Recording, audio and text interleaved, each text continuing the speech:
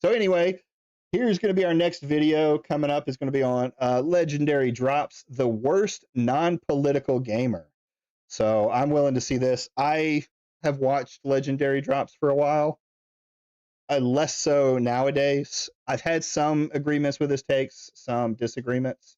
So let's see if this guy, Crimes New Roman, can convince me that he's an absolute shitbag. Hello and welcome to one of the two channels on YouTube. Today, we're going to be talking about the other one in a Cain and Abel type situation where one of us is going to die at the very end.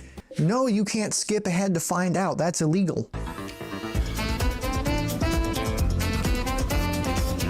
Maybe not soy yet, just flamboyant. Legendary Drops is, in his words, a vehemently non-political YouTuber. Activist adjacent, socially progressive lens that whose popularity has absolutely exploded over the past year by successfully capitalizing on the very lucrative market of giving safe space handjobs to gamers who want to roleplay oppression. While not saying it overtly, they were saying he actually got his boost. Hi, more Claire Obscure. I think the soundtrack is going to be used for years to come. Oh, I agree. It's such good music. Such good music. So Legendary Drops, he's been making videos, I think, for a while, but he exploded in popularity when Asmongold watched one of his videos. And Asmongold has watched several videos of his. So that's kind of where I think he really started to hit his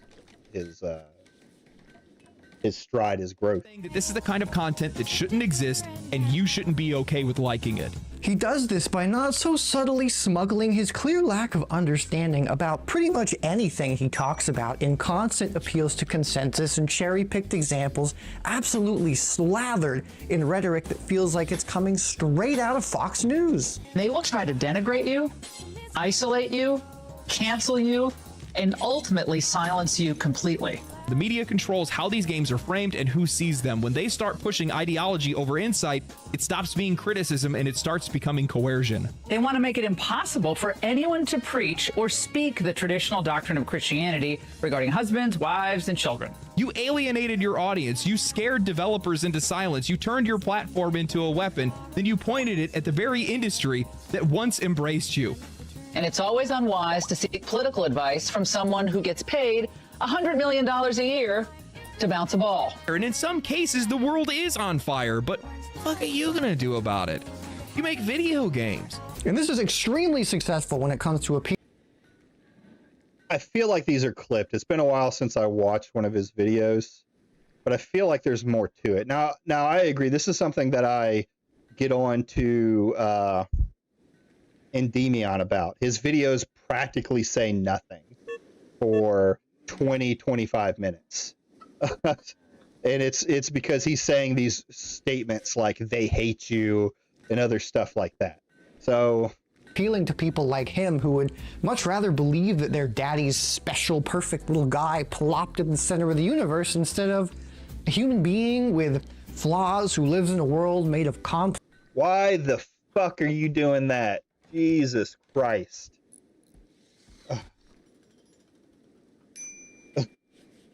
Can we not? Can we fucking not? Systemic issues, and in my case, is also very handsome with fantastic fashion sense. At the time of my writing this, his most recent video is titled Polygon Did This to Themselves, in which he responds to the awful news of Polygon being sold to the digital sweatshop known as Valnet and their employees being hit with mass layoff by verbally dancing on their graves and saying that if they had just changed with the times to be a gamer semen farm like his YouTube channel, then that definitely wouldn't have happened. He uses this awful event to basically just air his own awful event? Really? A news channel closing down was just an absolutely, I mean, I get it for the people who have those jobs and they have to lose them, that sucks. But are we really going to say awful event? Polygon didn't have the greatest journalism, we'll say, about stuff. It was either like really shallow talking about games, or what they were popular for was rage bait, where they would put out, you know, something about men hating women and gamers all being misogynist. So they played the click just like any other group that rage baits for anything. You're playing the game and you're burning yourself out quick. So I don't know that I agree with this guy. Now the question is, how did Legendary Drops do it? Personal and rather predictable grievances with other people having opinions on things and how those opinions are wrong and bad, and led them to justifiably losing their jobs. I know people want to point out the writers, and they are the ones that are writing it, but you have editors. How did you have jobs? You don't have. Okay, this is Legendary Drops known for striking channels? Because you could just play the fucking video and go from there. I want journalists to break down the barriers between devs and customers in the event of something like Mountain Blade 2 expansions being delayed, a proper explanation into what causes that. Yeah, I mean, when I think of gaming on, gaming news, I want reviews. I want good reviews rather than shit's tough.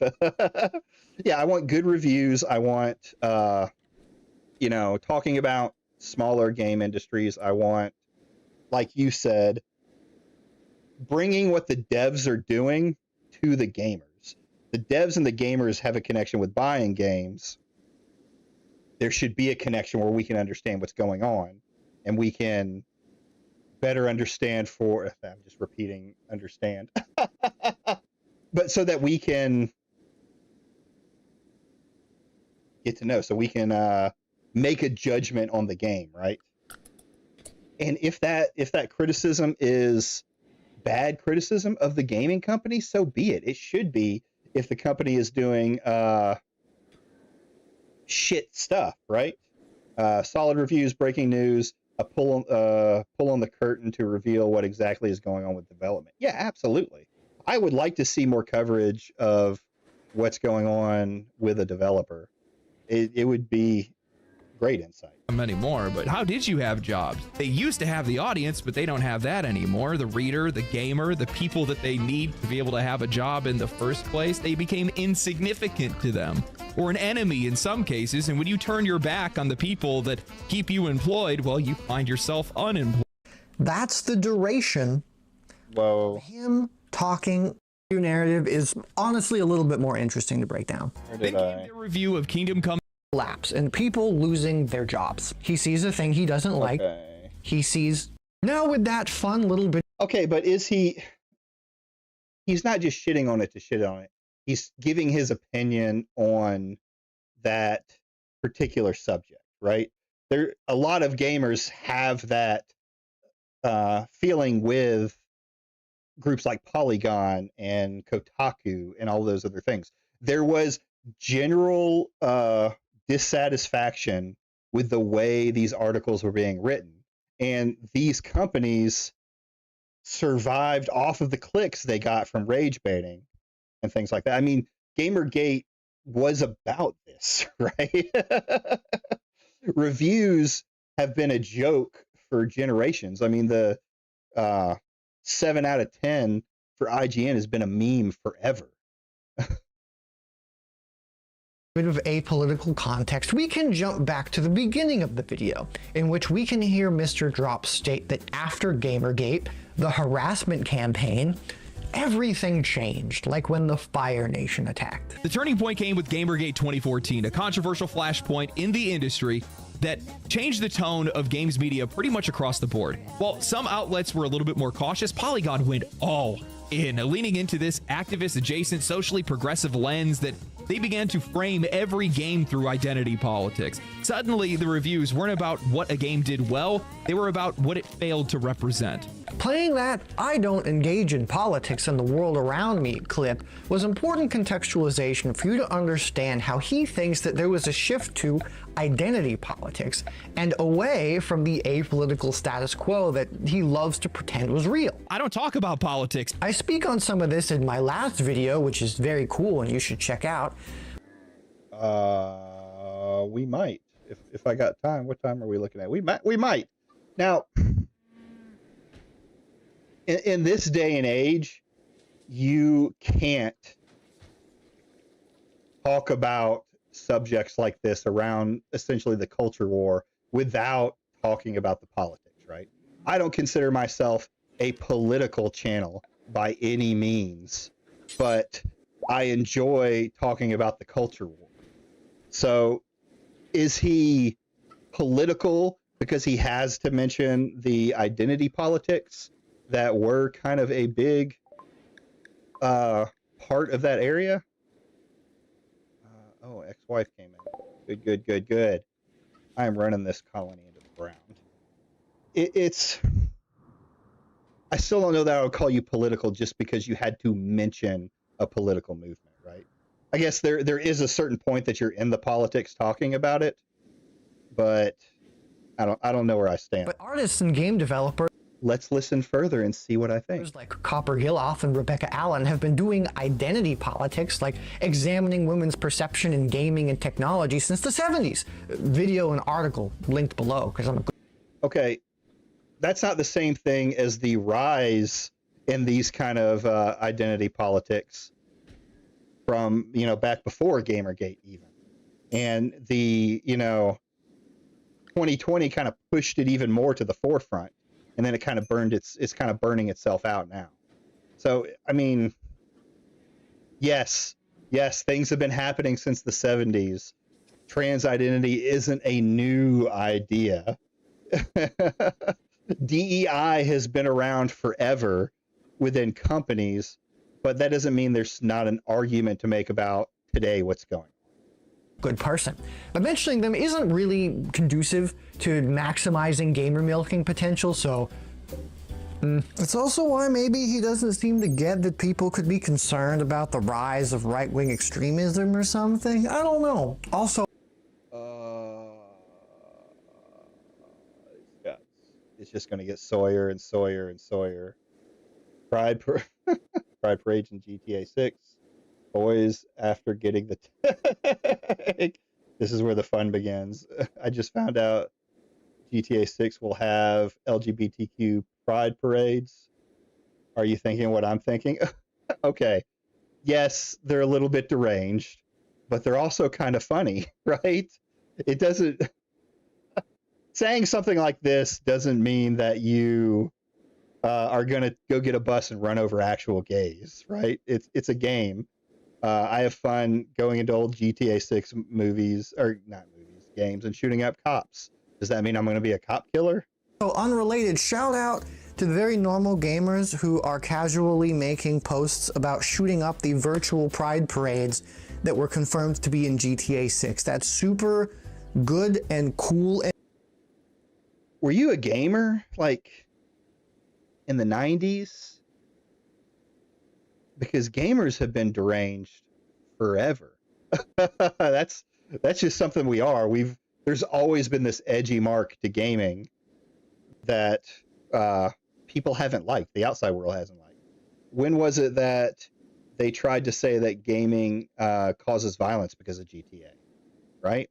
And normal behavior that I definitely like a lot. This framework of thing used to be good, but thing now bad because of person is kind of a mainstay of his rhetorical toolkit, which after Gamergate, he then uses to really just air his personal grievances on their Bayonetta 2 and Kingdom Come Deliverance reviews. For the Bayonetta 2 review, he really doesn't seem to like that they actually called out her sexualization. And I think their review of Bayonetta 2 is probably the best example of this, a mechanically brilliant action game, well loved and reviewed across the board, and they knocked it down to a 7.5 out of 10 because the reviewer didn't like how sexy the main character was. Not because of the gameplay, not because of the performance, because of problematic sexualization. This is the kind of scoring that doesn't just confuse people, it infuriates them. Polygon wasn't just judging the game, they were judging the player. While not saying it overtly, they were saying that this is the kind of content that shouldn't exist and you shouldn't be okay with liking it. Man, I gotta say, he has crazy Okay.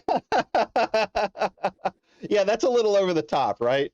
But his basic argument is that the character model in itself being sexy, I don't think most gamers aren't going to think that's a problem, right? you can make the argument about the uglification of women. That's stupid. You can make an argument about over sexualized characters, but to put that in a review of the game doesn't tell an honest story about it, right? It's things like, it's like when, okay, they say that character's too sexual, and then in a lot of the Dragon Age Veilguard reviews, they wouldn't even talk about the stuff that was the problem with the game when they gave it high reviews. It was all, return to form. These are all the good things about the game. Have fun. No gameplay, no problems with the bugs, no anything else. And that's kind of what he's alluding to, is they're not giving an honest take on the video game. They're pushing in, I guess, their opinion ideas. And I think you can do that, but it needs to probably be in a separate piece. Stamina to keep giving out all these hand jobs. What's that? It looks like... What did he say there? This guy. Problematic sexualization. This is the kind of scoring that doesn't just confuse people, it infuriates them. Polygon wasn't just judging the game, they were judging the player. While not saying it overtly, they were saying that this is the kind of content that shouldn't exist and you shouldn't be okay with liking it. Man, I gotta say, he has crazy stamina to keep giving out all these hand jobs. What's that? It looks like a clip of his own words I'm about to use against him to foreshadow something coming later in the video. They can't seem to accept that somebody might just not like the game, so they have to invent some entirely different narrative, one where they are noble warriors defending against some political invasion, and they have to tell themselves that any criticism of a game is part of some orchestrated culture war, as if it couldn't possibly be that somebody just has independent thoughts about a game. Despite the perceptions of what people might think about her character, I think it's pretty fascinating how offended he got. A singular mediocre review of the game amongst a swell of positivity, and one of the only ones that I read, by the way, that actually mentions the obvious sexualizations of the character. God forbid people have their own opinions on a piece of art or be concerned about the portrayal of women in video games or society in general. I, for one, would never, ever do anything like that. Now, the Kingdom Come Deliverance review narrative is honestly a little bit more interesting to break down. Then came their review of Kingdom Come Deliverance, where they called the game woefully bland and claimed that women in the game seem to only have three functions. They either perform as two-dimensional sex objects, fetch water from a river, or do needlepoint. Ignoring the setting, 15th century Bohemia, ignoring Teresa, the woman that saves your life, protects you, and then shares one of the most emotionally grounded relationships that are in the game, ignoring the historical context entirely, because it didn't fit the narrative that they wanted to push. The gist of the whole thing is, one, he's kind of mad that they called it dull, despite it being very commonly known that it was an acquired taste kind of game. But he primarily chooses to selectively invoke historical realism to defend the potentially shitty and sometimes maybe sexist and racist elements of the game. Okay. All right, this guy's fucking losing me. It is a historical game, right? What he's explaining is that the context of the game is historical. If someone were to make a game about a slave plantation, I would expect to see the racist shit that went on there, if that's what they're trying to show, right? Now, I'm not saying make a racist game where you whip people, but I am saying you could make a game in that kind of Southern environment with something else, right? The slave could be the protagonist and he escapes. So it's in context of what the show is.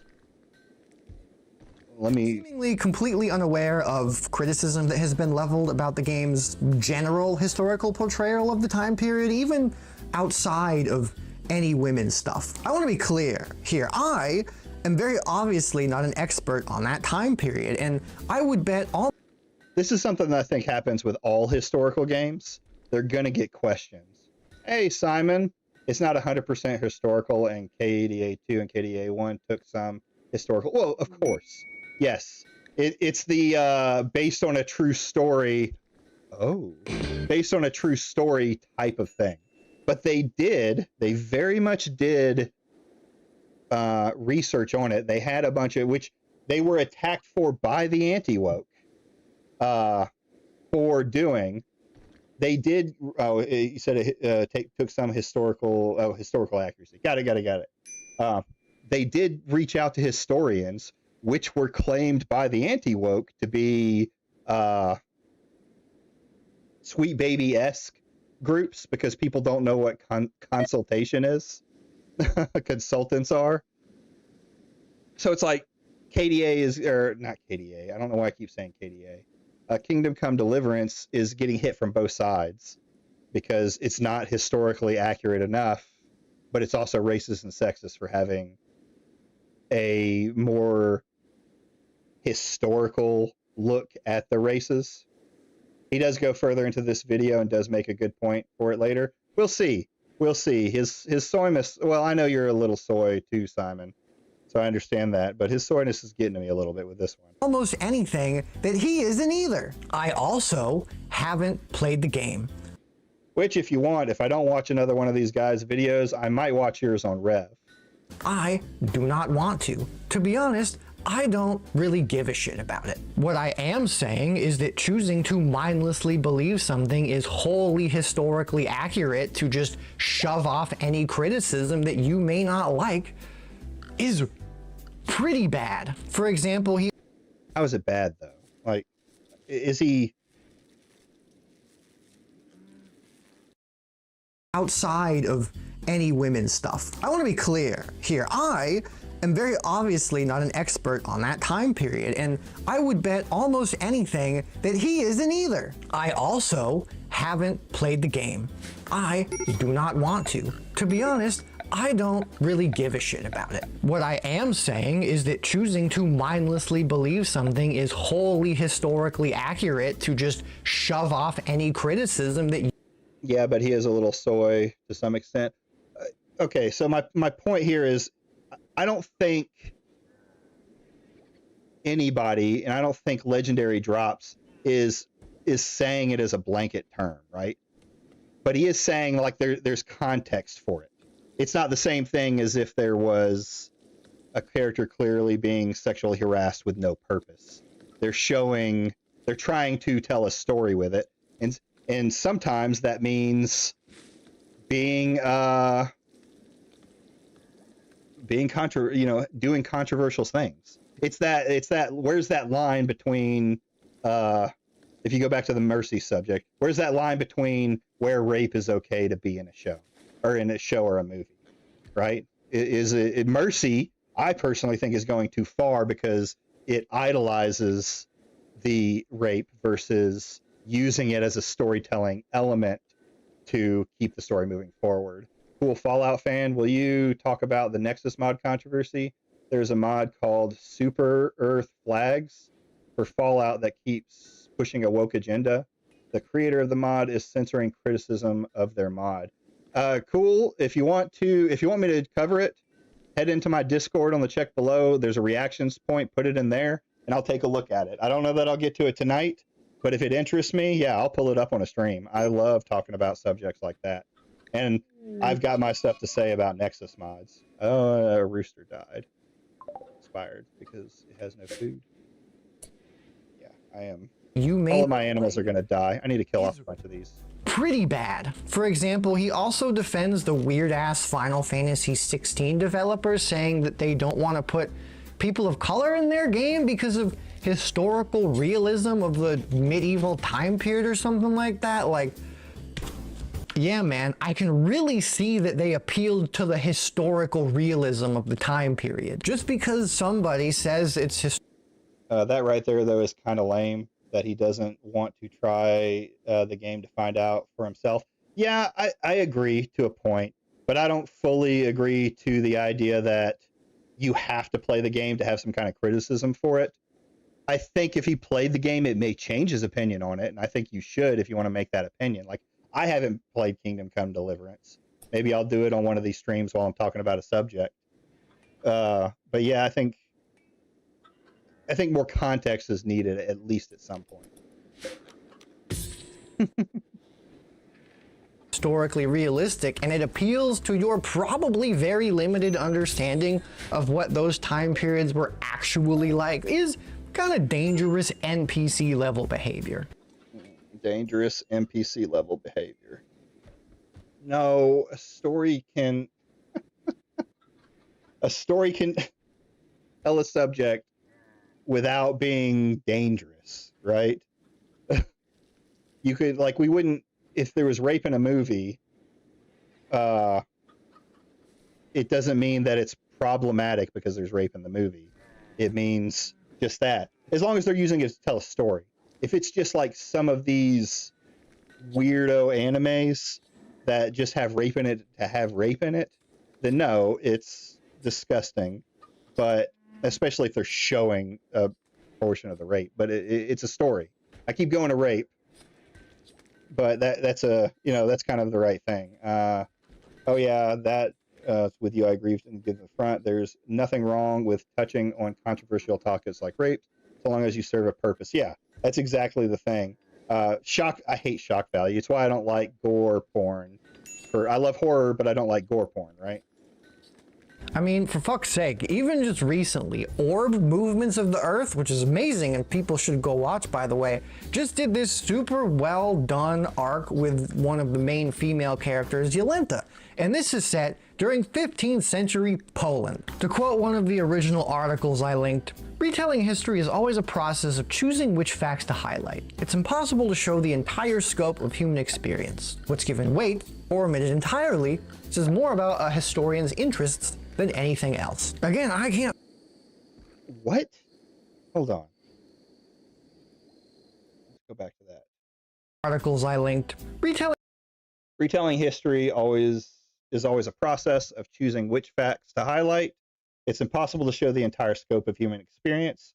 What's weight's given or omit entirely says more about the historian's interest than anything else. This is doubly so in the case of historical fiction like Deliverance, which has to decide for centuries of Central European history what warrants representation.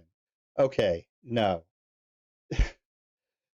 Omitting things in history, or putting things in history, two bad examples of rape being used poorly are things like Goblin Slayer Episode 1 or Redo of the Healer. I've heard about the Goblin Slayer one. I've never seen it. Not something that I care to watch. I have daughters. But yeah, I mean, yeah, it's the overly shock value. I think the Goblin one is brought up a lot, especially in the recent court decision and how it was used. But this is you don't just omit stuff in history because it's problematic. You tell as much of the whole story as you can. Fiction, yes, can take elements out of the game. Like, yeah, a medieval game doesn't have to have misogyny. Final Fantasy is a good example for this since he already brought it up. They wanted to keep it white. They're Asians wanting to do a white game. So, whatever you take there. But they didn't put in they don't put in a lot of misogyny. There may be a misogynistic character, but it isn't shown the sexism that we know that existed in history's past. There were women of power, so that's not 100% thing. But what this article is retarded, flat out. Telling history is always a process of choosing which facts to highlight. It's impossible to show the entire scope of human experience. What's given weight, or omitted entirely, says more about a historian's interests than anything else. Again, I can't fact check the game. I can't. Basically, what that's saying is if the historian talks about how underage kids were used, then the historian must be a pedophile. That's a hyperbolic version of it, but that just doesn't make any sense to me. I can't fact check the articles, but what I can do is use my big little brain and think, maybe if there's some critique being leveled here and there is some historically conflicting information, maybe it's worth thinking about the framework with which people show certain facts or events from history, or how certain people are portrayed in a time period. I don't know, man. Seems like basic thought process shit.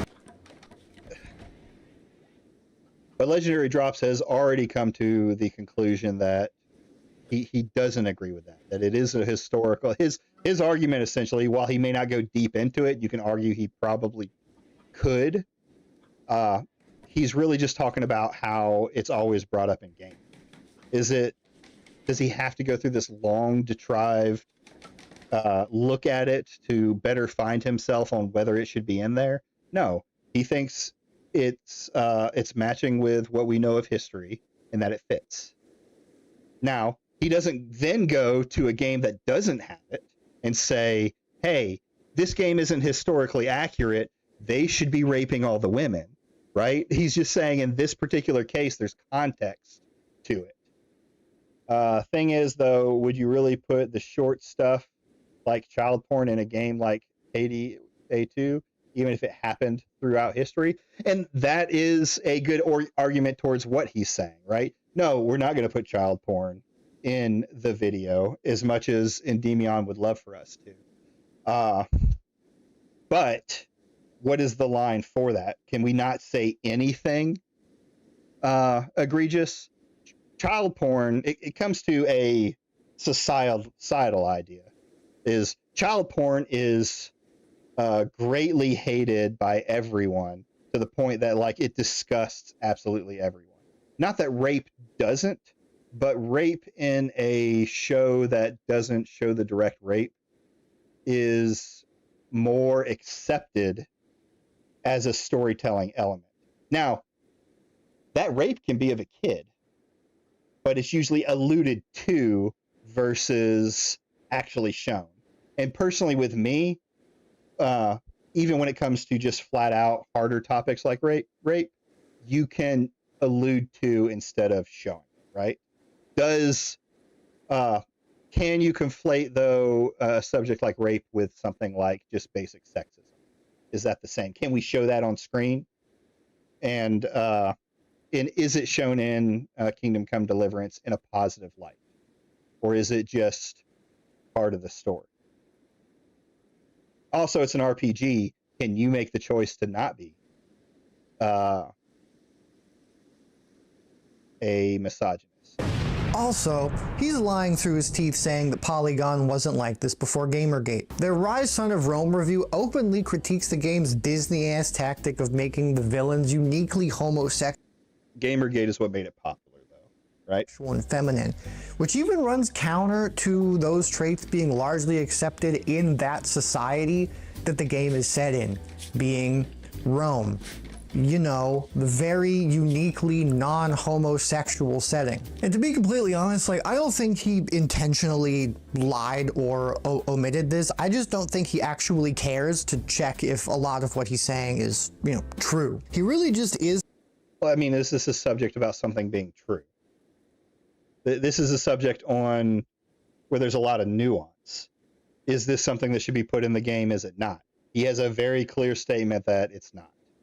And it sounds like I'm freaking sweeping for him, but I don't agree with a lot of this guy's arguments more than I think Legendary Drops is some kind of nuanced take. I'll have to go back and watch some of his videos, but through these, he sounds more like Endymion, where they make sweeping arguments about it. Is kind of a checklist of all the usual, like, capital G gamer type opinions. Like, let's play a little game here to see if I'm right. As of recording, I haven't actually watched this video yet, which is titled Naughty Dog Completely Lost the Plot. And I'm willing to bet that he's gonna say something about like Neil Druckmann and ideology and how they turn Joel into a villain and like making us sympathize with Abby even though Joel's a perfect special little boy, blah, blah, blah. And if I'm right, I'm gonna edit something funny in right here. Never let go of. Also, KS, Kingdom Come Deliverance, does have some harsh subjects with what I've played, and the writers do make a good job handling them. Use it as a good example of that and making it work in the setting. Yeah, and I think that's a good thing to. That's a big consideration when you're looking at these games. Is does the story do something for itself? Is it is it saying something in the art, right? Not that you necessarily have to, like, I think it's funny when a game is misogynist sometimes, like the old 80s video games and things like that. Those can be funny to play. Duke Nukem is, a classic in that case. Can you argue it's just misogynistic? Sure, but it doesn't take itself seriously. Of that idea, once he had full creative control. This is pretty standard Spider-Man stakes. You get used to it. Watch this. He's gonna say, Joel was killed off forcibly to make us sympathize with Abby, and Neil Druckmann something ideology, whatever. I don't. This is an edited video, so I don't know that this holds that much weight. Since the character you play as reacts in shock when meeting him for the first time. Who is Musa in the game? Care what he actually says. Joel, the heart of The Last of Us 1, was brutally killed off in a way to force players to sympathize for his killer, Abby. Joel, the man that we watched lose his daughter, struggle with trauma, bond with Ellie, and save her, needed to become the villain so that he could promote his personal beliefs and ideologies through Abby. God, this shit is so easy. I can read these people like a book, and I can't even read. Okay, but I honestly don't know much about the Abby situation. I can understand the one black guy everyone was getting mad over. So, I mean, would a guy get shocked that there was a black guy in there? I don't know. I don't know much about that. I need to see the context for myself. But let's go back and listen to this one more time because I'm an old man. I'm going to edit something funny in right here. Druckmann never let go of that idea. Once he had full creative control. this is pretty standard Spider-Man stakes. You get used to it. Watch this. He's gonna say, Joel was killed off forcibly to make us sympathize with Abby, and Neil Druckmann something ideology, whatever. I don't care what he actually says. Joel, the heart of The Last of Us 1, was brutally killed off in a way to force players to sympathize for his killer, Abby. Joel, the man that we watched lose his daughter, struggle with trauma, bond with Ellie, and save her, needed to become the villain so that he could promote his personal beliefs and ideologies through Abby. God, this shit is so easy. I can read these people like a book, and I can't even read. So remember that clip of him saying, it's not an attack, it's an opinion. That was in a video he made seemingly as a response to a...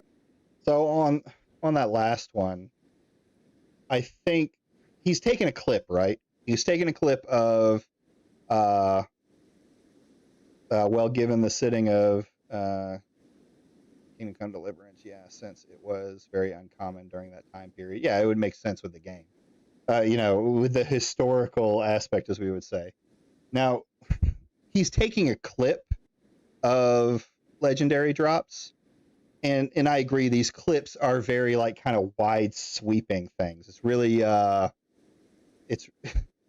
it's slop for a guy who just wants to get on and hear his favorite takes about games. But there's more context that we see with that particular game in general, and the company, and Naughty Dog, and all of that stuff that leads up to him saying that, right? Because hasn't the main developer or the CEO or whoever it is known for his more lefty comments and being very outspoken about them. At the very least, there's an argument that people could talk about there on where that divide lies. Is it just flat out them doing it to push the ideology, or are they trying to write a different story? I haven't played that game, so I don't know. I haven't played either of those, so I don't know the details of it. But I think it'd be something cool to sit down and talk about with two different sides of the sphere. Reddit thread of some people saying that he is what's wrong with the gaming community because of a previous video he made covering or reviewing Avowed. He never actually shows the thread in question, by the way. I just think that's kind of interesting. You see, he takes issue with this because according to him, his video about the game was fine. The even-handed criticism that I had in my Avowed video, where I was relatively soft on them in comparison to just about any other game or any other studio, because there were parts of Avowed that I genuinely liked, and I like Obsidian as a studio. No. I'm the bad guy. Shall we take a little gander at his even-handed criticism in The point for The Last of Us 2 is dumb as fuck, given that Abby was just a poorly written character and Joel's death did feel hella forced.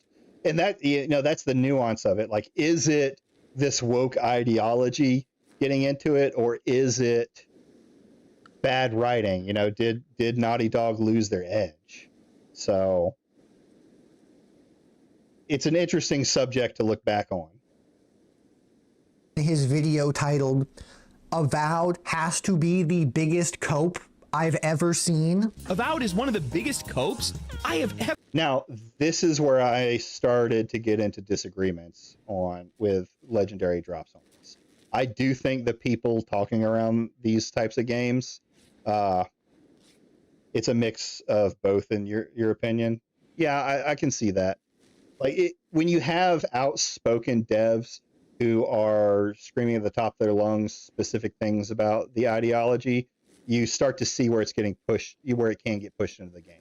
It's the argument we had last week about Oblivion and Bethesda and Elder Scrolls 6.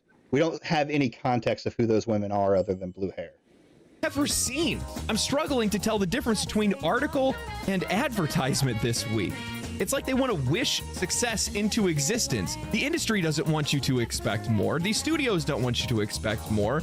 And this studio specifically doesn't expect more from themselves. Before we get into that, a word from today's sponsor. They're trying to manufacture success with articles like Avowed is already a big hit on Steam, celebrating a measly 17,000 concurrent players on Steam, as if that's something to brag about. The Steam DB argument is fucking retarded.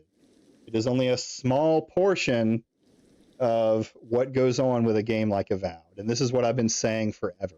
Yes, units sold is generally the largest metric on that. And if the computer has a wide, if the game has a wide sell on PC, that's where you're going to see it. Like a lot of people are talking about the movement of more gaming towards PC, more gamers becoming PC gamers, and things like that. But it's not at all like SteamDB isn't the end all be all. My personal belief is what Avowed was and what Doom Dark Age was is their Game Pass slop. Cheaply, simply made games for no other reason than to keep people on Game Pass. Avowed is Elder Scrolls slop, and Doom is Doom slop with the same name, right?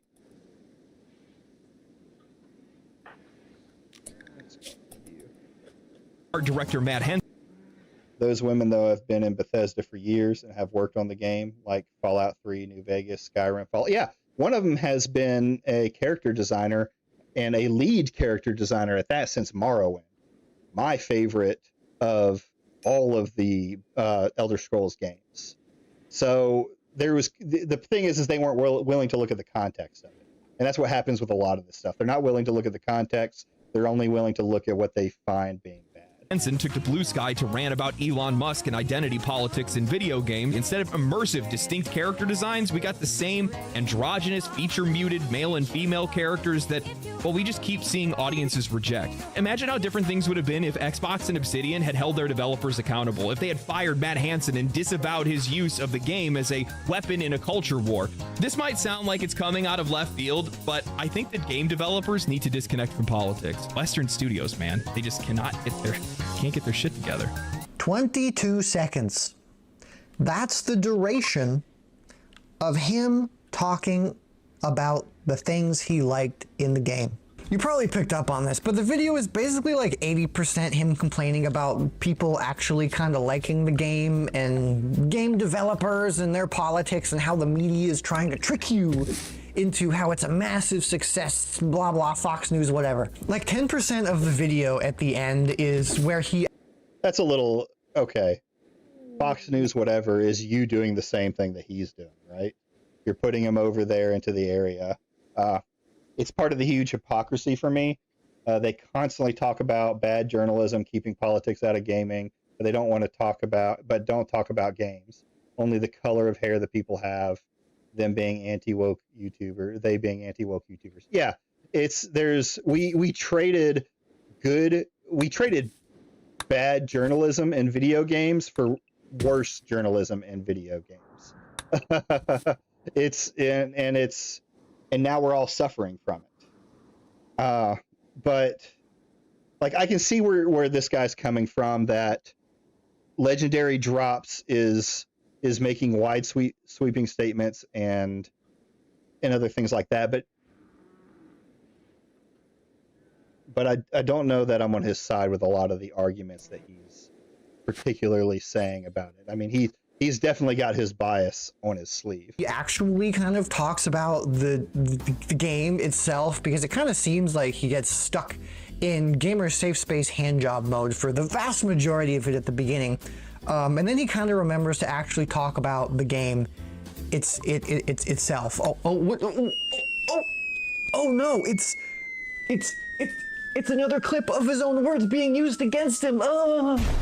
It's this weird mix of gatekeeping and defensive posturing, as if people aren't allowed to be critical of something without being treated like enemies. Don't worry, Captain. I got him in my sights. That they, them is going to be were very soon. I'm just realizing that the name of the movie is The Boss Baby and not The Business Baby. So the joke that I was going to make, I can't make anymore. I really should have looked that up before I started recording this. The last main crux of his incredibly deep non-political analysis of the situation is how Polygon and games journalism as a whole is failing at running their business. I mean, the business side of me is genuinely frustrated that these guys are sitting on a goldmine of content and they are wasting it. Skill Up and Gamer Ranks write articles and newsletters and then they turn it into content. Why can't they? They write multiple articles a week, convert them into videos, double dip. Instead, they cry about AI stealing their jobs and sue OpenAI, even though half of their writers are probably using ChatGPT behind the scenes to meet their deadlines by spinning up slightly different versions of what everybody else has already written. Hey, do you want to hear what he says in literally the paragraph before that one? Polygon has 1.4 million subscribers, and sure, some of their videos actually get some pretty solid views, but they only post once or twice a month, and when they do, it's stuff that people didn't even ask for, like a lore video or a lore breakdown video on how Avowed does lore better than everybody else, a game that's already fading from memory and was widely criticized for being bad at lore. Even though you're doing the more interesting deep dive stuff I want, it's not the right kind, so it's bad actually. Okay, there's a lot that I want to talk about here, but I'm getting the feeling that some of you are a little awkward with me just having a tube here, so I'm gonna make it a little bit more friendly. A few moments later. I don't have any pain. Yeah, I mean, I can go up. Skill Up, though, is a massive shill, so that's a bad comparison on LD's part. Yeah, I agree with it.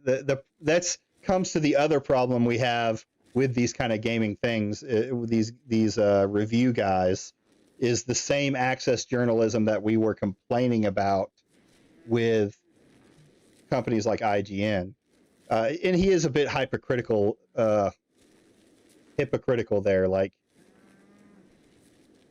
if you want the, let's go back and listen to it so I can make my statement more. Content and they are wasting it. Skill Up and Gamer Ranks write articles and newsletters and then they turn it into content. Why can't they? They write multiple articles a week, convert them into videos, double dip. Instead, they cry about AI stealing their jobs and sue OpenAI, even though half of their writers are probably using ChatGPT behind the scenes to meet their deadlines by spinning up slightly different versions of what everybody else has already written. Hey, do you want to hear what he says in literally the paragraph before that one? Polygon has 1.4 million subscribers, and sure, some of their videos actually get some pretty solid views, but they only post once or twice a month, and when they do, it's stuff stuff that people didn't even ask for, like a lore video or a lore breakdown video on how Avowed does lore better than everybody else, a game that's already fading from memory and was widely criticized for being bad at lore. Even though you're doing the more interesting deep dive stuff I want, it's not the right kind, so it's bad actually. Okay, there's a lot that I want to talk about here, but I'm getting the feeling that some of you are a little awkward with me just having a tube here, so I'm gonna make it a little bit more friendly. A few moments later. I don't have any paint, so I used nail polish. Shout out OPI. I'm not sponsored by them, but I could be. Problem number one. He gives examples of sites and channels that Polygon could be following or emulating, and outside of Skill Up, he mentions Insider Gaming and GameRanks. The latter of which is literally a slop farm, really loving the depth of content here. As for the former absolutely a gaming, slop farm. I think the reason he likes them is, you know, despite the fact that they are doing the same SEO farming stuff that he criticizes all these other outlets for, on their About page, they say that they want to provide insight into the often secretive gaming industry and report on video game news without any bias or politics. It's all about the games and the community, nothing else. I wonder why he likes them. And by the way, they absolutely do comment on political things, by the way. Like this article on Trump's tariffs provide absolutely zero analysis other than, uh-oh, I guess there's tariffs now. What are we gonna do? There's... Okay. I need to go see the article, but I mean, you can talk about the tariffs and how you think. You can talk about a subject and how you think about it without getting, like a political subject, without getting overly political. Like this guy's acting like they have to get into deep analysis on why so that they can have the right decision for it. No, they're not analysts. They don't know necessarily what's going to happen. They can read what they've seen around them and come to that decision. Insider games, I personally like better because it tends to be more of the just the content of the game. I don't think I've ever seen them do a game review, but their news coverage is usually like straight to the point. Like, this is what's happens, this is what's going on, you know, and lets you kind of come to the conclusion on your own. I don't know that I've read anything from theirs that felt politically motivated. Tariffs, what's gonna happen? I don't know. So yeah, it's pretty non-political. Problem numero dos. He mentioned wanting to hear more from articles, like more talk about how the GTA 6 delay might affect stock prices, how earnings forecasts might affect internal decisions, etc., etc.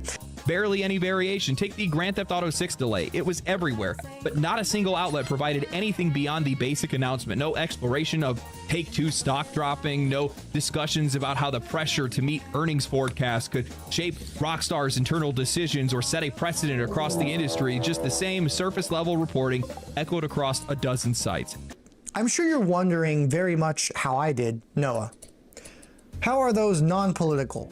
Seeing as they are things that are directly tied to the result of the complex political socioeconomic systems that we live in. Allow me to answer that with another example. In a Twitter exchange, I saw him complaining about the new hotness of $80 game prices. He confidently proclaims that nobody gives a shit about inflation and then promptly complains about the results of inflation. Someone even... Okay, this guy's not even doing that kind of analysis. And deep down analysis. Have you looked at this situation? There's two sides of this argument, and they're arguing over whether it's inflation or whether it's the gaming industry being greedy. And there's an argument for that yes, games haven't gone up in a long time, but they were $60 back in the day because of cartridge costs and prices. Oh shit. Letting my people die. Oh no! Get over here. So it's not.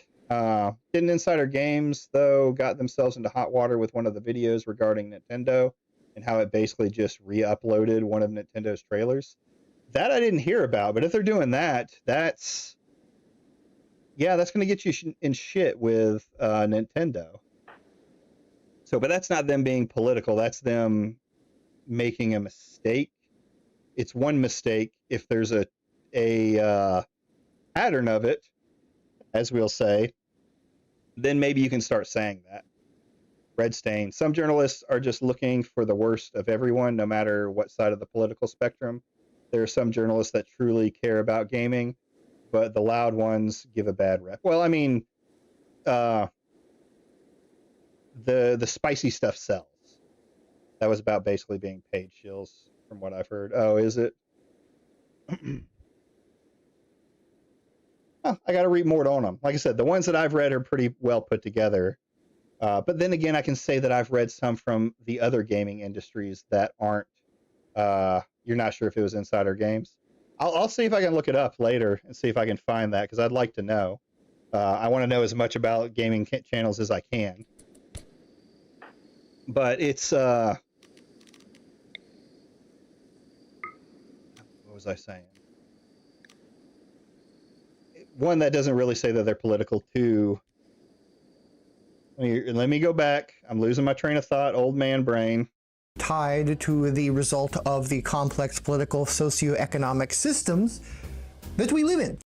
Britt made a good video. Put it in the reacts area, Simon. I wouldn't mind watching that for it. Frit, I haven't watched any of his videos yet, but he seems to be like growing pretty rapidly. Allow me to answer that with another example. In a Twitter exchange, I saw him complaining about the new hotness that is $80 game prices. He confidently proclaims that nobody gives a shit about inflation and then promptly complains about the results of inflation. Someone even points out to him that he could be using this as a teaching moment to show people the complex systems that we live under and how stuff like inflation actually works. But instead, he doubles down and mocks that person by saying, "Please, vehemently non-political YouTuber, please be political." Yeah, I'm good. Okay, yeah, because he... I remember seeing these. Promptly complains about the results of inflation. Someone even points out to him that he could be using this as a teaching moment to show people the complex systems that we live under and how stuff like... But why does he have to do that? Why does he have to be teaching people about that stuff? He's an opinions channel. He has his opinion on it. Yes, he should look deeper into it than just, this is my opinion, bro. But he doesn't have to become an absolute teacher and knowledge of that subject. He can just say his opinion. Inflation actually works. But instead, he doubles down and mocks that I wouldn't really call it doubling down. I just call it mocking him. person by saying, "Please, vehemently non-political YouTuber, please be political." Yeah, I'm good. This isn't just being unaware of how the world works, but an absolutely staggering admission that maintaining Oh, it's Digital Foundry? Okay, fair enough. your own ideological safe space is kind of more important than engaging with basic economics. He can make these distinctions because one is perceived as the status quo and one is perceived as not. Or one is his opinion, the other is the opposite of his opinion, right? He can have his opinion, and then people can bring him evidence to the contrary, right? And then he can decide if he wants to take... It would be a better argument if this guy was saying, had pulled a tweet that said something about the proving the politics of it being inflation. Hey, appreciate it, man. Or Simon, old Simon. You can, if someone had brought him a tweet that was proving his argument wrong, and then he said something like that, that's a better argument than this guy saying he needs to teach everybody about inflation. We'll talk about this later. Just hold on. There's a lot to get through. Thing number 3. This is also why his solutions seem to revolve around turning Polygon into basically a content farm, but a different kind than the one he says he doesn't actually like. Because again, he sees that as the status quo for success, and what people want instead of being able to maintain and entertain the idea that people who have, you know, more fully developed frontal lobes could want content with more nuance and depth, and not just be mindless self-affirmations or top 10 slop videos. People like me, I am those people. I want games and the content around them to be treated seriously as art and an art form, as a I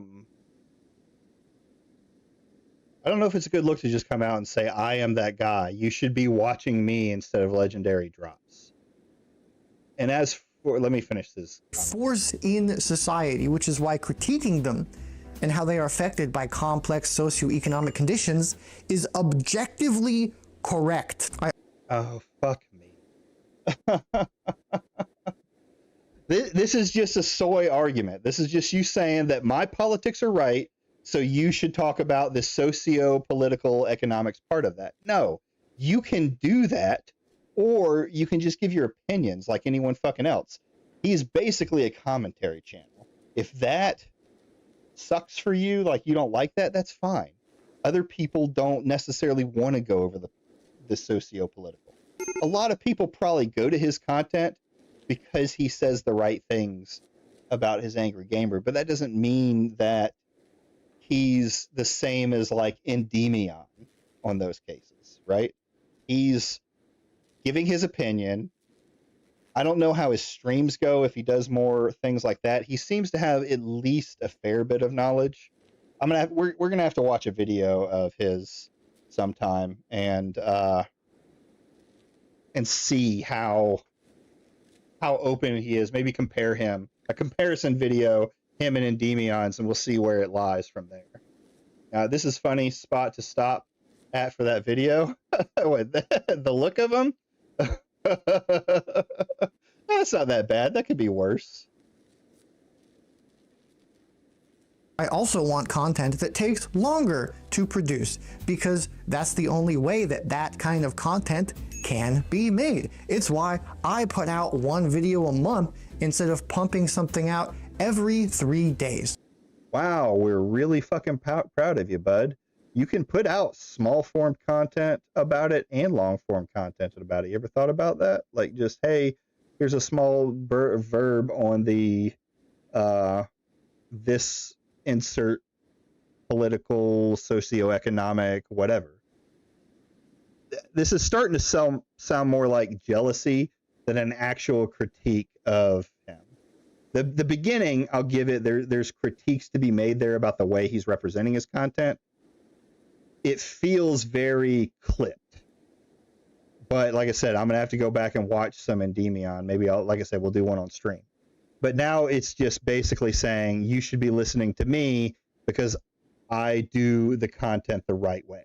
Because that is what I want to do. No, I'm not saying that frequency of content is indicative of quality. I'm saying people can have different fucking desires for what they want to do. Pay attention. It's also okay, a little bit of a clamp chip there. Why he doesn't really seem to understand that running something like a gamer semen farm is significantly different and easier to do than running a full-fledged publication. Both things are gaming. Why not both successful? Gay people.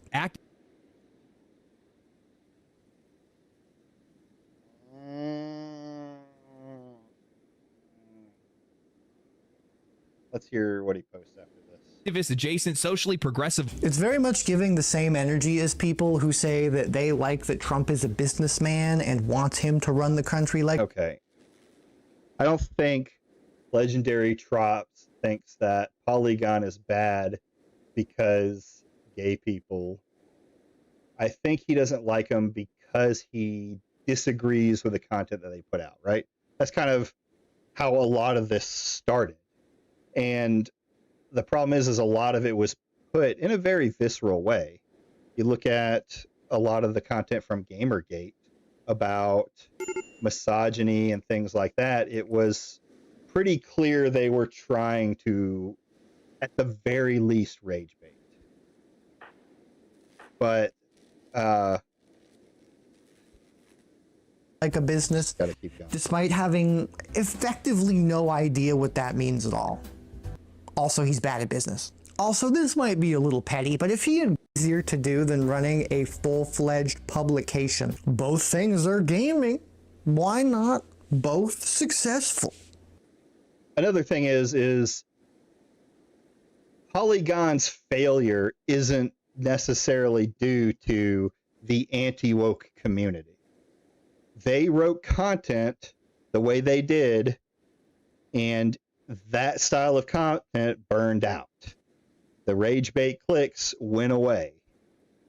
So Polygon as a business does need to evolve to be something else. And the problem is there is a saturated market of gaming news institutions putting out the same content about games. You know, would I rather go to a IGN that's much bigger for my fucking Goy Slop news thing, or would I rather go to Polygon for that? Most people are probably going to go to IGN because of how big its name is, where Polygon is known for their rage bait and their highly political articles. Yeah, rage baiting almost only gets so far and it burns out. It's the same thing that's happening with the anti-wokes right now. A lot of them are losing followings after the Assassin's Creed stuff. It's because it's starting to burn out. It's the same thing over and over and over again. Gay people. Activist, adjacent, socially progressive. It's very much giving the same energy as people who say that they like that Trump is a businessman and want him to run the country like a business, despite having effectively no idea what that means at all. Also, he's bad at business. Also, this might be a little petty, but if he had gone to Polygon's website one single fucking time, just visited their homepage one single time throughout the entirety of the 2 hours he spent making this video, he would know that they have newsletters because it's at the top of the fucking page. Oh, but considering he just casually off the cuff admits this in the middle of the video, I really can't say I'm surprised. I'll be honest, I had no idea the Polygon was this bad. I had no clue. I haven't really read them in a long time. I usually stick to Insider Gaming because they stick to the news and they have some pretty good writers. I wish this tube had arms so it could hug me back.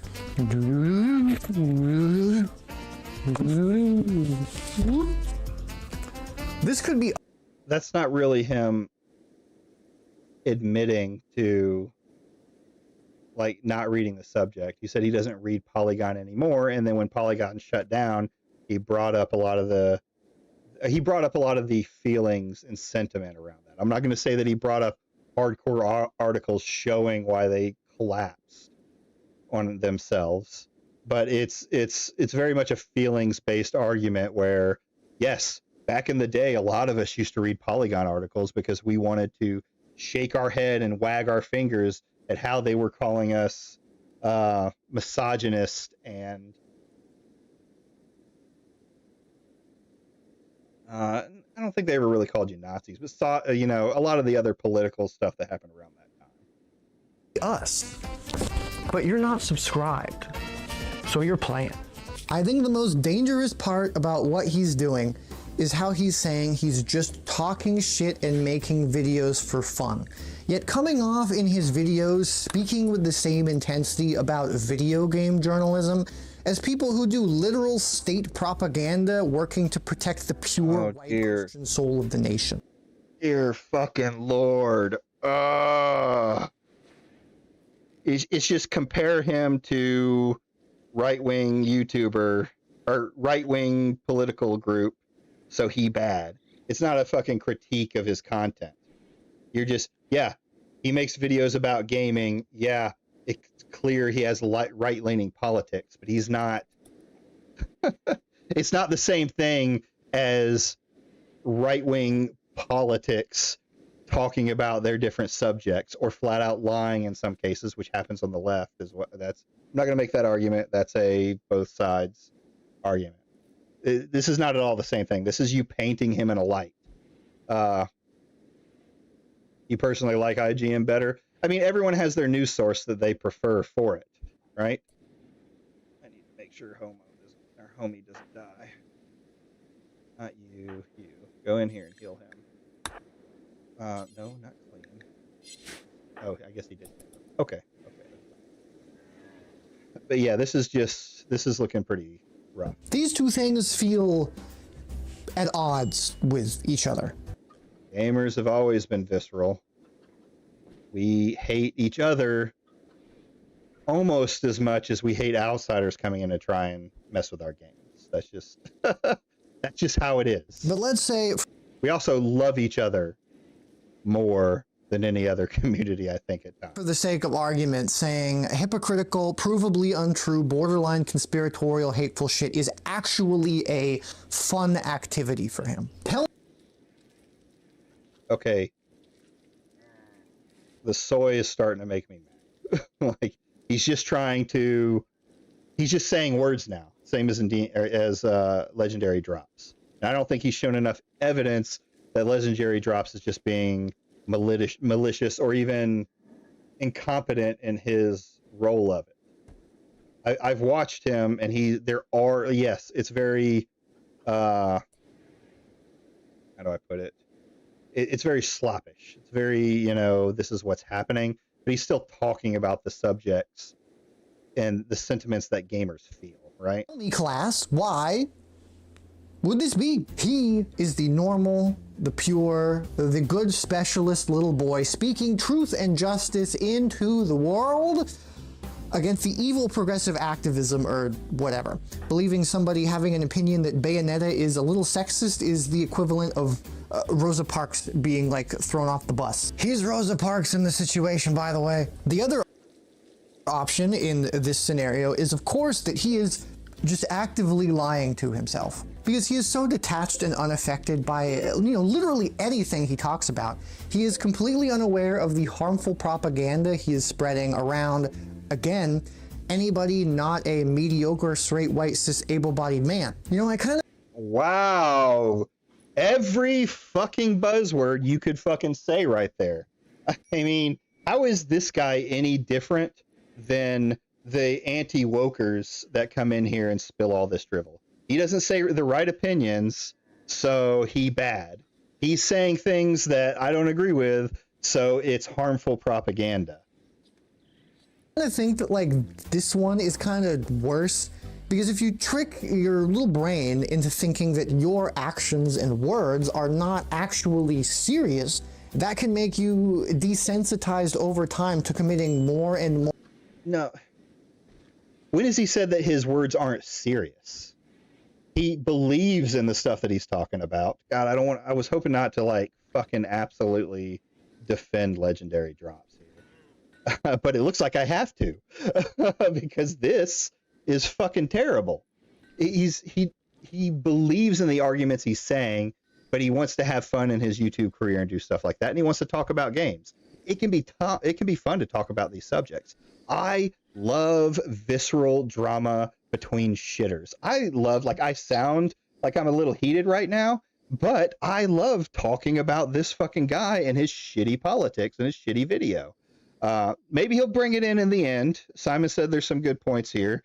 I believe him. And me and Simon disagree on a lot of different things, but this is completely lost the plot on political fucking shit and trying to say that he's political because he doesn't say what you want. More intensely hateful and harmful acts. I don't want to say that this is, always true, but look at where he is now compared to where he was over a year ago. The difference is night and day. Creating a false distance like this is so unbelievably dangerous and also kind of cowardly.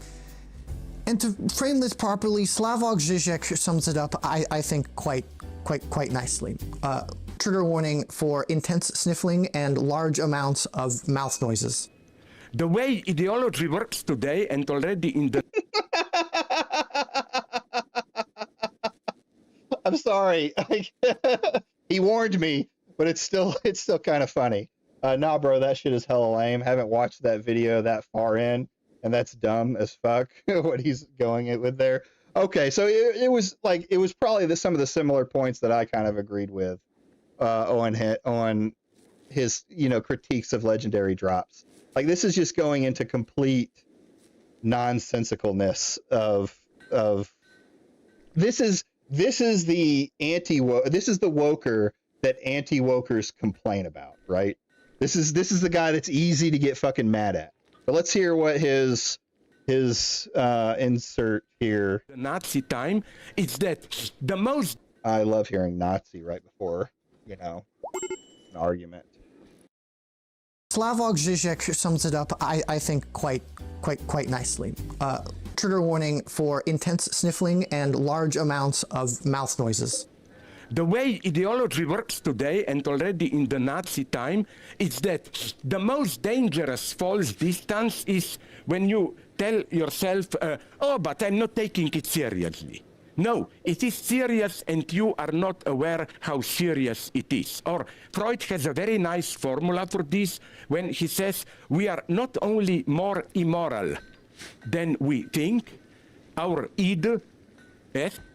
Like, why even throw shit at Drinker when this video has nothing to do with him? Yeah. is also more moral than we think. The id is your base instincts and pure desires, and to assume that they are completely neutral and not influenced by the world around you that you live in.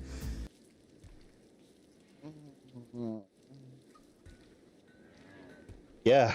Can lead you to mindlessly follow base assumptions that you might not even know are weird and gross and harmful on the simple point that they make your fifis feel good. Mr. Drops appears to suffer from this problem deeply. I mean, and you don't suffer from the problem that his words made you make this whole video about politics? Like, are you any different than him in this case? the dude sounds like he's talking about the cosmic battle for good and evil because somebody made an article talking about how fascism is bad. You alienate. I can sort of, I can sort of agree with it, that point, right? Go back and listen to it one more time. Base assumptions that you might not even know are weird and gross and harmful on the simple point that they make your fifis feel good. Mr. Drops appears to suffer from this problem deeply. I mean, the dude sounds like he's talking about the cosmic battle for good and evil because somebody made an article talking about... Yeah, this point right here, I think would have been a better point to go with, how hyperbolic it is in the way he talks about it, like there's this grand conspiracy from the political activists to take over gaming. That I can agree with. I think it's a little bit more nuanced than that. Like, not every black character in a game is put in because of woke, right? This I can agree with. About how fascism is bad. You alienated your audience. You scared developers into silence. You turned your platform into a weapon. Then you pointed it at the very industry that once embraced you. Politics to him. Was that about politics, though? Or was that about, like, we're never going to get through this video. I'm going to be here all night. Simple point that they make your fifis feel good. Mr. Drops appears to suffer from this problem deeply. I mean, the dude sounds like he's talking about the cosmic battle for good and evil because somebody made an article talking about how fascism is bad. You alienated your audience. You scared developers into silence. You turned your platform into a weapon. Then you pointed it at the very industry that once embraced you. Politics to him means... I mean, this could be about politics. It could also be about... like, alienation could mean anything. I need more context than that clip, right? It could be... What are some of the cases? If he's talking about The Last of Us, he could be talking about the way they changed the story and things like that. And yeah, it's probably got some kind of political tint to it, but there is an argument to be said in some of these games, right? Like Dragon Age, I think, is a good example. Dragon Age completely went out of left field. At that point, he just says, click off next time he says something really dumb. Yeah.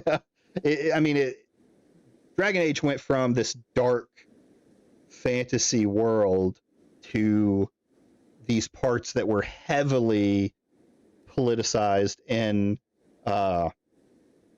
modern politics, right? Even using the modern ideology. I think there's a good argument for the changing of that game. There's not a good argument for a game that was made by them and you saying it. Maybe your favorite developer did it, but that clip that you chimped on them doesn't really sound all that political without the context behind it. Things that go against his base instincts and view of reality, to which he is entirely uncritical of, even economically. This is how I rationalize him not wanting to engage with inflation in that weird Twitter exchange, yet also saying in his video how he wanted game journalists to talk about GTA 6 stock prices.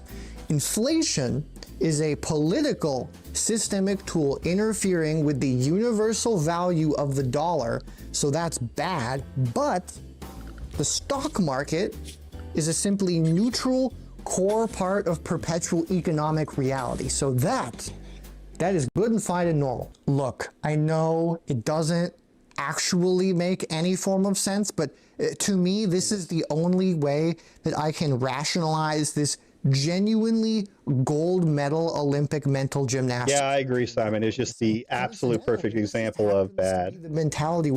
Which is sad because in Inquisition was what I think was a pretty good representation of a medieval trans person, right? With which the capitalist system we live under thrives.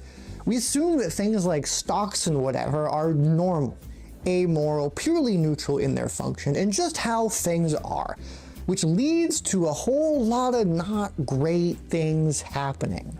To quote Mark Fisher on this, the role of capitalist ideology is not to make an explicit case for something in the way that propaganda does, but to conceal the fact that the operations Red's saying they definitely tried too hard. Depend on any sort of assumed belief. I am my book club. Please check it out. I'm popping this to 1.5. Like this, which is why, you know, instead of wanting to seriously examine the economic and social complexities of the industry or what is going on not just with the downturn of games journalism, but journalism as a whole, or seriously contemplate the implementation of diversity and DEI with real systemic lenses, he just takes the easy non-systemic answer and points at the first thing that he sees and goes, that must have been it. It must have made sense. Oh, it all makes sense. He never talks about anti-union efforts, disrupting game devs and journalisms and the complexity of running a publishing outfit, only how they wrote bad articles and alienated shitty gamers who would never read it in the first place. He's obviously never going to talk about the many influential LGBT people who shape and continue to shape video games as we know it, or the thousands of real human non-corporation people who want more and better diversity in everything. Talk about the things that I want you to talk about now. Only how it's just a corporate tax break now. Yes, this is like kind of a major point in his DEI video that these days that's why companies mainly include it is for tax breaks. Governments offer tax breaks, grants, and other financial incentives to companies that follow CSR guidelines, and over time, companies simply just comply to maximize their revenue and avoid fines and potential lawsuits. So instead of implementing DEI initiatives out of a genuine desire for inclusivity, many companies are simply doing it just to get those benefits. He so conveniently ignores the many people who want to do it for very good and nice natural reasons. And also, something nobody ever seems to mention is that there are tax breaks for literally fucking everything. But these goons only seem to have a problem with the ones that seem to tangentially involve diversity. Suspicious? Diversity has to be done the right. Well, this is the one that is deeply influencing games, right? Right way, knowing full well he's talking about how video game characters look and not something like the complexities of mainstreaming, for example, or how hate speech laws are not actually that great and if anything detrimental to broader minority communities as a whole. No. He would much rather just say political ideology or activism for the millionth fucking time. Actually though, if you want to know more about the mainstreaming hate speech law stuff, I'm going to link a good speech. I fucking don't care. A really cool lawyer who was getting a Kessler Award. It's a good speech. Go watch it. Throughout all of this, I can't help but think that these are not the videos, the words, or the praxis of somebody who actually wants video games and journalistic success to be for everybody. And his brain is so rotted by this fiction of a purist gamer, the ideal audience, of those worthy that even basic accessibility options in video games send him into a bit of a tizzy. I found this exceptionally surreal post he made in which he's mad about Blizzard introducing a rotation assistant native to WoW that allows people with physical impairments to more easily make complex button presses in the game, infamously, that has a lot of complex button presses. When somebody tries to correct him and say that actually this is good and normal by pointing out exactly what I just said, he doubles down with zero explanation as to why. Hey, Carl! I think that misses the point entirely. Okay, so it's not as bad as it looks. It helps those who may need it and won't be viable for harder content. I think that misses the point entirely. If the game is so poorly designed, you need to make it where you can click only one button to play. That is not accessibility issue. That is our game is fucked issue. Sure, you can look at it like that, but if you're going to do harder content, that one button assist and micro add-ons will not be viable, especially with that. 2, delay on, okay. I generally can't get behind that reasoning. It's like painting over mold instead of fixing the leak. It hides the problem, but not the rot. See, this is, all right. I think this is a pretty good tweet, and Carl gets to, kind of a good point. Like they did this for apparently accessibility. Of course, you have to look at it more versus, and Legendary doesn't seem, or Mr. Drops will say, doesn't seem to understand that point, that this isn't for the gamer that wants to take it easy. This is for someone who has some kind of disability that makes it harder for them to access it. Yeah, I mean, I think Legendary Drops is absolutely wrong on this point. Game is fucked and the rot is spreading. See, again, I don't know if he doesn't know or literally just doesn't. Were those even?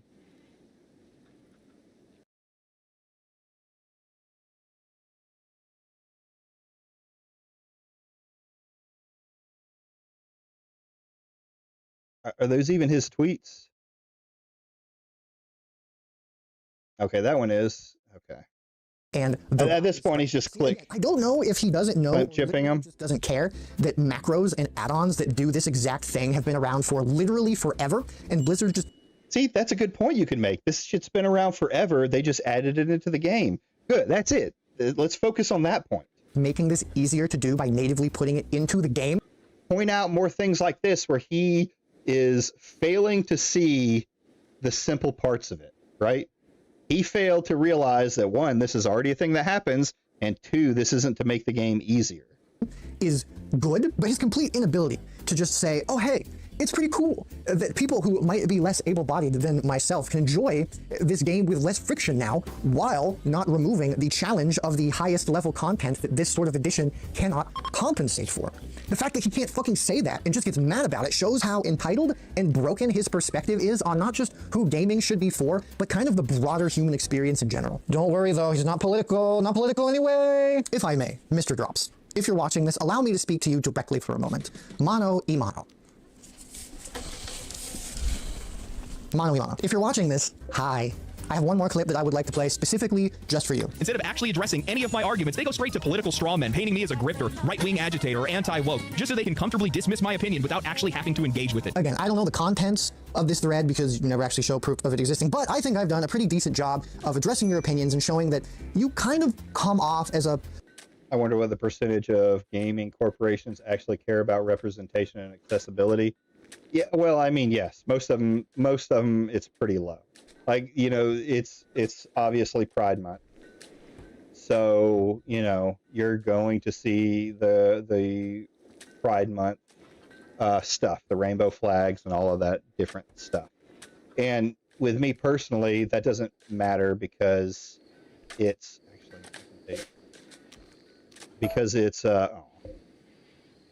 what was I going to say? See, I lost track of time trying to do both, but I like doing both. You call it virtue signaling, but they virtue signal all year round for different things. It's just virtue signaling for a different side. Do you think they care about vets when they're doing veteran commercials and stuff like that? No. It's just, it is what it is. Little bit of an entitled, ignorant person who's just trying to dilute their broadly insensitive opinions with fake sincerity. Maybe I'm just a little snowflake, but you come off as like really... You are 100% a little snowflake. mean-spirited. Like, to me, it feels like you're not even trying to speak in a way to these game journalists, to these game developers, in a way that, like, you actually want to connect with them. It feels like you're so focused on riling up the drooling masses who... Fuck you, Vincent. I'll watch whatever I want. This has been very entertaining, as soy as it is. Are desperate to get their daily hand job. Like, I'm sorry. I know you say that you don't get... This guy says hand job way too much. Why people would call you a grifter, a right-wing agitator, and so on and so on. Yet, do you stop for... Do you think they care about Christmas or any other holiday? No, I really don't. I mean, they care about Christmas because of the amount of money it's bringing in. They care about those kind of virtue signaling aspects because it sells more stuff. What a moment to think that the rhetoric that you use and the cultural arguments that you make are just kind of a fancier, dressed up version of those guys' words and language. So PlayStation released a trailer for this new Naughty Dog game. Come the fuck on. You're going to compare Legendary Drops to Andy Pants fucking gaming? All right. This is fucking gone from soy to super fucking soy. It wasn't a sequel to Uncharted. It wasn't a sequel to Last of Us. It was instead a mannish lesbian girl boss game. And gamers have been right. When have you ever heard, like, okay, Legendary puts out slop. I absolutely agree with that from the beginning. But where have you ever heard him say these exact same things? Or is it just what he says is a fucking veil? Rightly upset with 98,000 upvotes. I know Andy Pants cameo. I wasn't expecting it. 61,000 downvotes. This is an 80s themed sci-fi action game that is set in space. Your audience is predominantly male. A masculine, rough around the edges bald woman is going to be an incredibly difficult sell, especially when players have become hyper aware to social and political messaging in video games and how often it's forced into the medium. Seriously, dude, if I can play... Yeah, those two things were absolutely not the same. I think Legendary is wrong with that thing. Like it's an idea of I see the woke thing, like bald-haired strong woman, woke. That I agree with, but that's not at all the same thing as Andy Pants and the way he does his content. That's the thing, is they just care about money, and Pride Month is just another way to make money. Yeah, that's why I don't give a shit about Pride Month. I have, not say I don't give a shit, I do have my problems with Pride Month, but it's usually around the parades and the ones that, what was it called? Kink or whatever parades. Those ones I have a problem with, but that's a moral reason. I don't care if corporation puts flags on its beer or a trans person in their beer to sell, right? Something you said with Andy Pants Gaming, the Captain Planet of bigotry, and have those arguments be exactly the same, just phrased differently. That's not a good look. For the record, though, I do think you have a genuine desire to want things to be better, as I do, as we all do, but your level of commitment to this non-political centrist mindset borders on parody and makes you look deeply uncurious and dismissive to real problems people are going through to anybody outside of your equally uncurious audience. I'm not saying that there aren't problems in any of the things you talk about. There are absolutely so many problems in game development, in journalism as a whole, even in online discords, like dorks on subreddits who attach their personality to a whole ass game and just ignore any form of actual criticism. It's super cringe and weird. What I am saying is that your diagnoses for all of these problems seems to fall in line with the same vaguely right-wing adjacent talking points, even if you don't mean it that way. And it's probably why people might think you're grifting for the chuds in the first place. Just saying. As I said at the end of my Jack Sather video, and I think the science fiction one, I don't remember at this point, honestly, but I'm always down to talk. I'm not a coward. Everything I said here, I would openly say to your face, but I would much rather have a more productive discussion and actually build bridges and talk to people and come to mutual understandings and learn and grow, instead of just having, like, you know, another culture war behind screens. Again, we need a culture war. We need a class war, baby. Sometimes we do gotta have a little bit of slapping each other behind screens, though, you know, just as a treat. I'm not trying to do this to start shit. I'm trying to... Well, speaking of that, I'm looking to start a little episodic where we get people together that have different opinions. Maybe I'll reach out to him and we can have this discussion. To better a space that I love engaging with and I have problems with as a queer person who's just trying to exist, yet bombarded by hate and bigotry. I'm going to tell you right now, I hate this idea of just trying to exist. Yes, and the majority of people may not have a problem with it. That would be interesting. I agree. I mean, he is definitely probably more soy than anyone I've talked to so far. So it would be an interesting conversation. But the exist argument is just, to me, kind of lame. I don't think the average person cares. I'm a libertarian. I don't care. Yeah, there's an argument to be made about everything that's gay that comes out they call woke.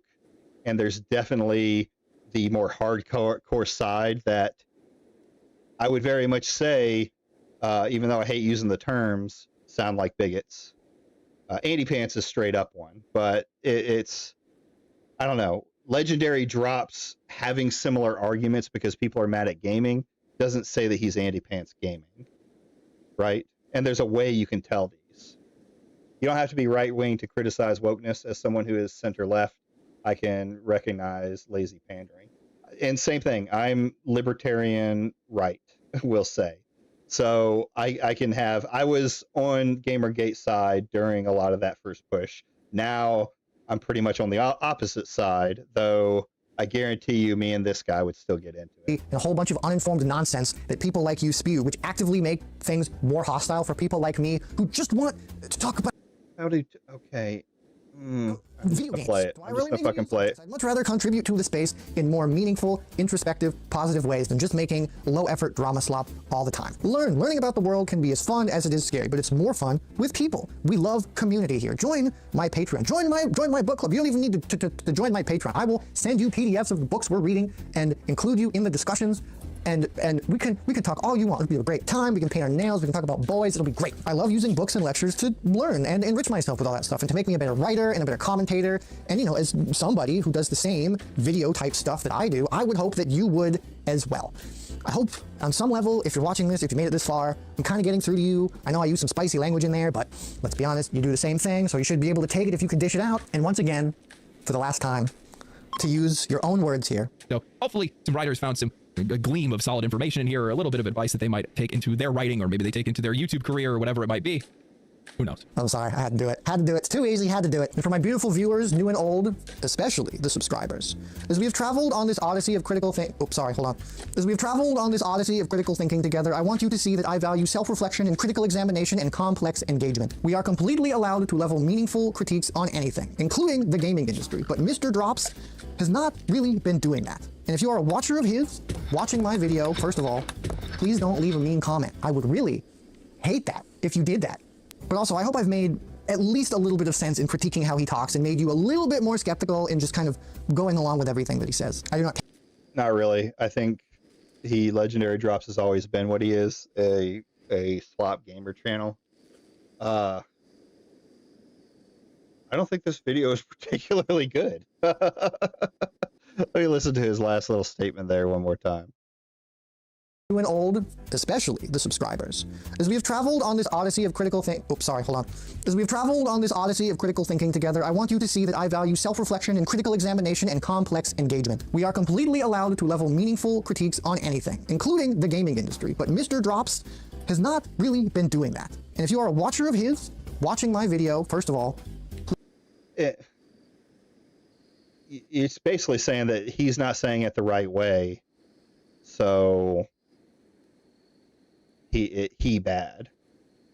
Like, I agree, you can reach out and talk with him and talk about other things, but I think it's just the far lefty progressive thing that he's not that he's like dangerous or it's hurting people or things like that is just completely unjustified. Please don't leave a mean comment. I would really hate that if you did that.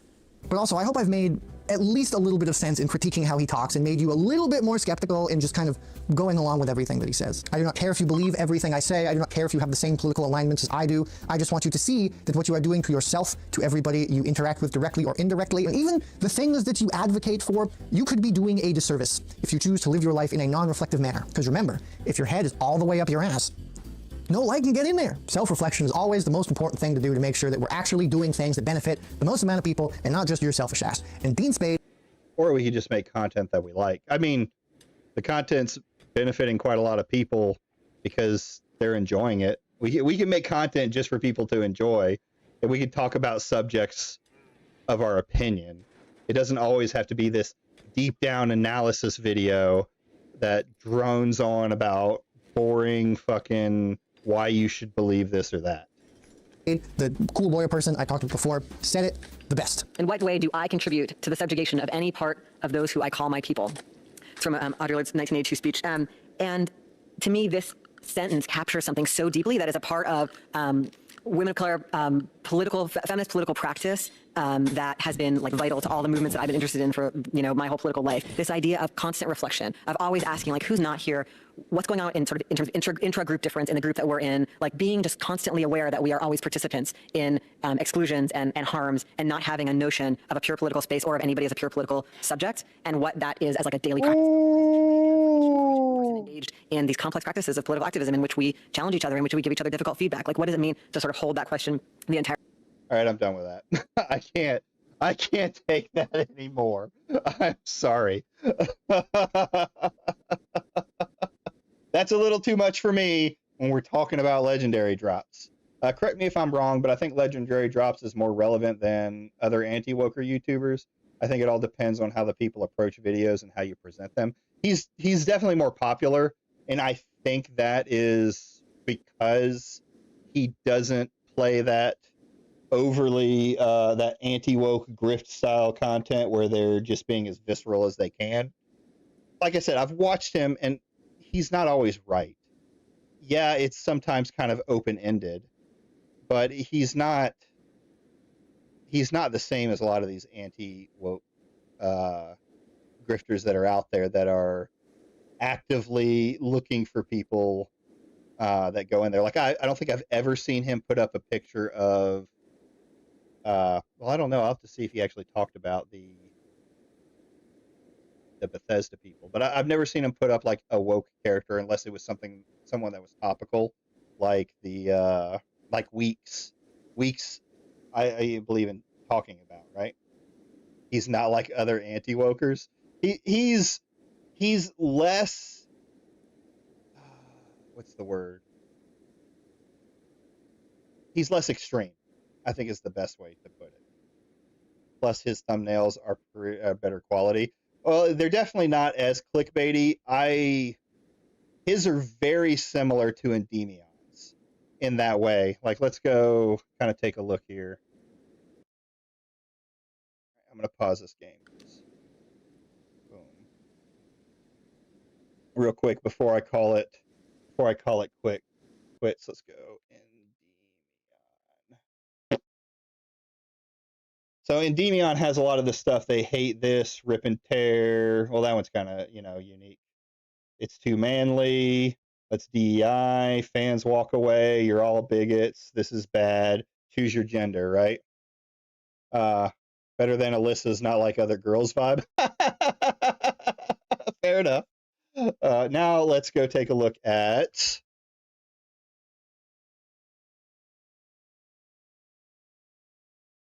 and this is where I'll have to relook at his content. Like, it's your fault. They burned it all down. They cooked. This is threatened. Well, that's Brandon Herrera. That's weird that showed up. I don't watch any of his videos. It's the same. Like, him and Endemion could be clones. Endemion just, why is it not showing so much stuff? There we go. They want it gone. They actually did it. But see, this one, yeah, this won't end well. Who gives a shit? It's very much the same content, or at least the same thumbnails. Is his comparable to Endemion? I think one thing that I really hate about Endemion is that he flat out does things like, they hate you. The same thing that Grums does. They hate you. They want you dead. They, these very visceral statements to try and get into people's emotions that game devs hate them. Though not as bad as most folks. Yeah. So, I mean, that's what I think. I think I'm going to reach out to this guy and see if I can get him on stream. Because I think it would be an interesting discussion. Though, I don't know how I don't know how political I guess it'll get, but maybe we can talk about some of the stuff in the gaming industry, queerness in gaming, anti-wokers. I think that could be an interesting subject for it. Emotions definitely can get the better of humanity. Oh, it's really, I catch myself doing it all the time. I've started to try and do that thing where I take a break, like after I get really emotional about something before I tweet it, because I already got timed out once by X. I think about the situation to try and better understand it, right? Not everyone does that. And even then, I still don't get it right, or I might still be emotional over it. But all in all, that was a fun video to watch. I do like stuff like that, Simon, so don't think because of my attitude that I wouldn't watch something like that again. All in all, I think it's a bad video. The beginning was stronger than the end. The beginning, he went over kind of, well, I think he clip jumped him.